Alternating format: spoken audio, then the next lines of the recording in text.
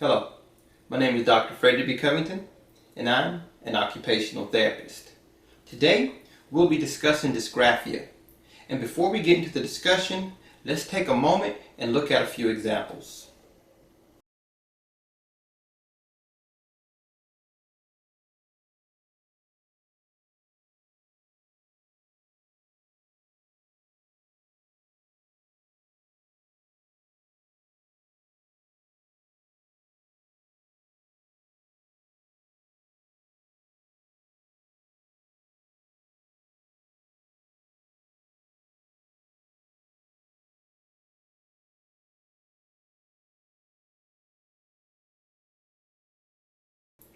Now, after seeing these examples, you should now have somewhat of an idea of what dysgraphia is. Dysgraphia is a learning disability that affects writing abilities. It can manifest itself as difficulties with spelling, poor handwriting, and trouble putting thoughts on paper. It occurs regardless of the ability to read and is not due to intellectual impairment. In childhood, the disorder generally emerges when the child is first introduced to writing. The child may make inappropriately sized and spaced letters or write wrong or misspelled words despite thorough instructions.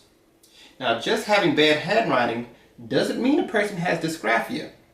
Writing requires a complex set of both motor and information processing skills.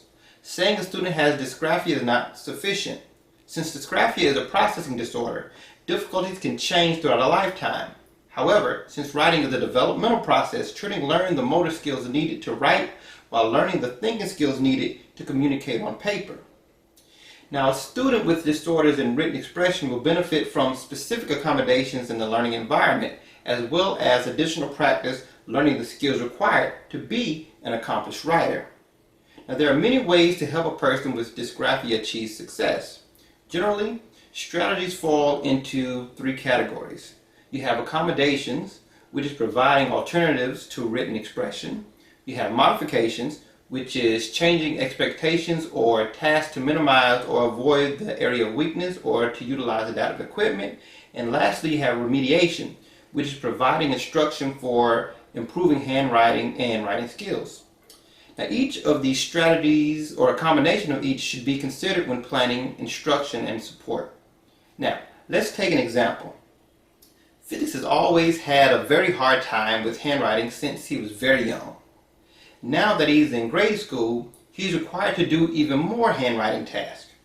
His teachers have made several complaints to him and to his parents about his poor handwriting. When talking to his parents, the teacher states, "Felix is a great student. He always knows the correct answers in class. However, his handwriting leaves much to be desired. Moreover, when I'm grading his work, there are times when I'm unable to read the answer because of his poor penmanship." Now, after this discussion, Felix was referred to the occupational therapist for an evaluation. The evaluation revealed that dysgraphia was present. The plan to improve his handwriting consisted of a combination of strategies. First, accommodations. Instead of having to write all of his work, Felix was now allowed to type a portion of his assignments. Secondly, modifications were made.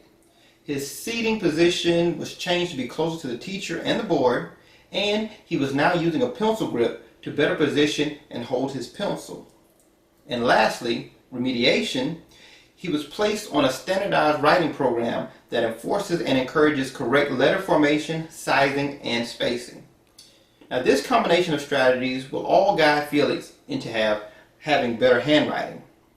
Now, typical signs and symptoms of dysgraphia are tight, awkward pencil grip and body position, illegible handwriting, avoiding writing or drawing tasks, tiring quickly while writing, saying words out loud while writing, unfinished or omitted words and sentences, difficulty organizing thoughts on paper, and difficulty with syntax structure and grammar.